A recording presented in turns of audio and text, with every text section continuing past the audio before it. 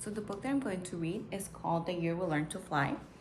This book is a children's picture book and fiction. I really like this book because it talks about how using your imagination could help you through difficult times. And I like how the book connects a real life event that was slavery. This book is great for kindergarten all the way to third grade. The Year We Learned to Fly. That was the year we learned to fly. That was the spring when the rain seemed like it would never stop, and the thunder boomed so hard. We were not allowed to go outside. Use those beautiful and brilliant minds of yours, my grandmother said. Lift your arms, close your eyes, take a deep breath, and believe in a thing. Somebody somewhere at some point was just as bored as you are now.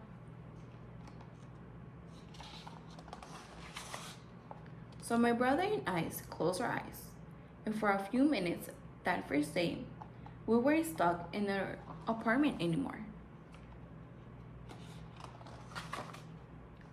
We were flying over the city we known our whole lives, but it was suddenly different. Exploring with every kind of flower we'd ever dream of growing.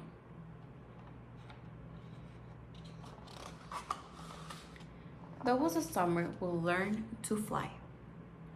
When my brother and I couldn't stop fussing with each other over whose turn it was to wash the window, to feed the dog, to clean the kitchen, we fought and frowned and made silent promises to never speak to each other ever again.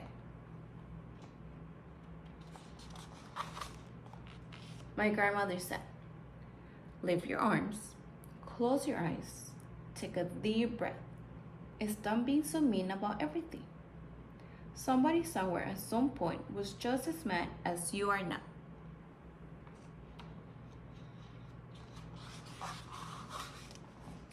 So we did. And as a soft wind took us over the city and past the window of kids who hadn't yet learned to fly, my brother and I reached for each other's hand, flying and diving and laughing and leaving all of our mad far behind.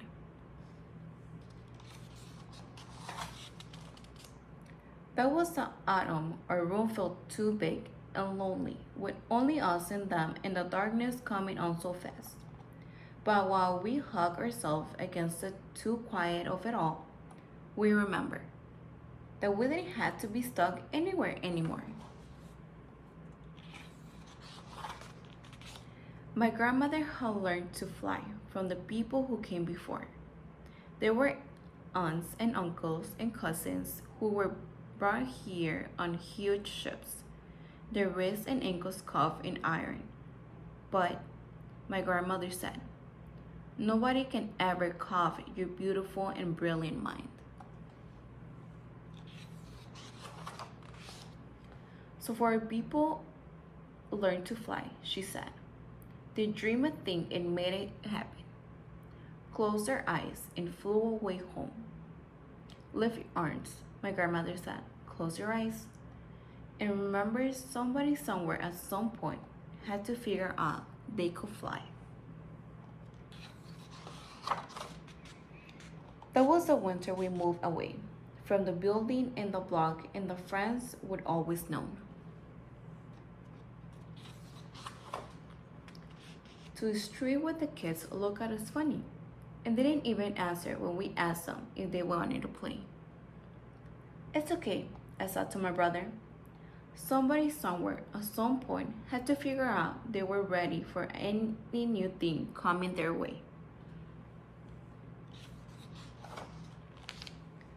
So like the people who came before us, we lift our arms even higher, close our eyes even tighter, breathing in even deeper, and flew the way we'd always known how to. Free as the aunties and uncles and cousins who come before us, free as our own beautiful and brilliant minds. For a long time, the kids on the ground watch us. Then one by one, they lift their arms. One by one, they too learn to fly.